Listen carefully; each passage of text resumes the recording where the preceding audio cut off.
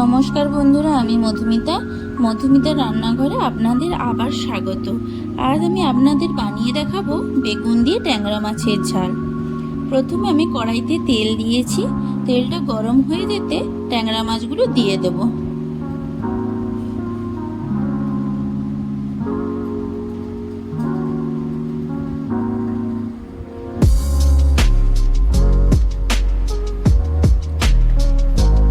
এক সাইড ভাজা হয়ে গেলে অন্য সাইডে উল্টে দেব।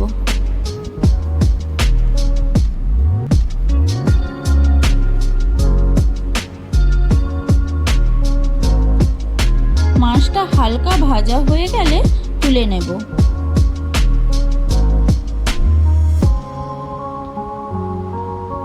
এইভাবে আমি প্রত্যেকটা মাছ ভেজে নেব।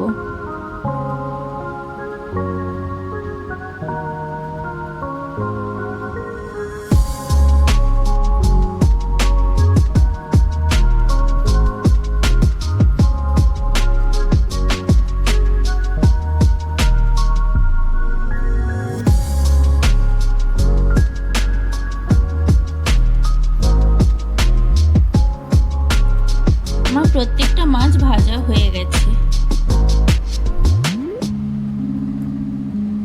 এবারে ওই তেলে আমি বেগুনগুলো দিয়ে দেবো। বেগুনটা আমি আগে থেকে লবণ আর হলুদ মাখিয়ে রেখেছিলাম।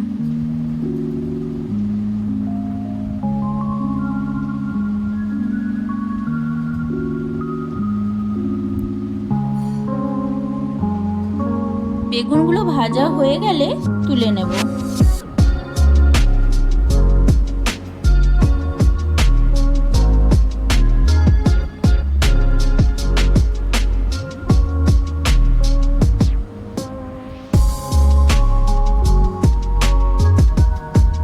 এবার পেঁয়াজ কুচি দিয়ে দেব।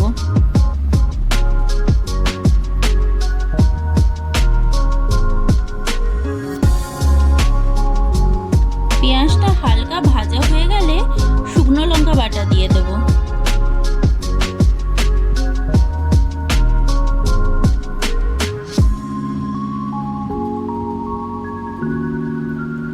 এবার ভালো করে কষিয়ে নেব।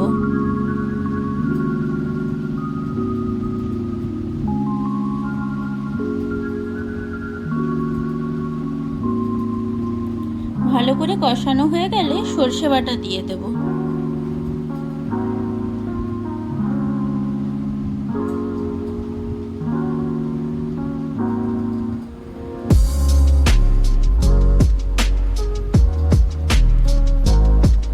এবার সর্ষে বাটাটা ভালো করে মিশিয়ে নেব।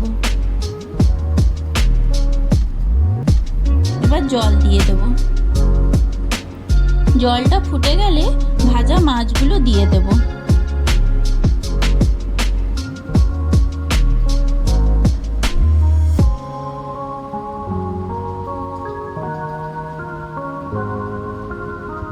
নামানোর আগে বেগুনগুলো দিয়ে নামিয়ে নেব। আর গরম গরম পরিবেশন করুন বেগুন দিয়ে ট্যাংরা মাছের ঝাল।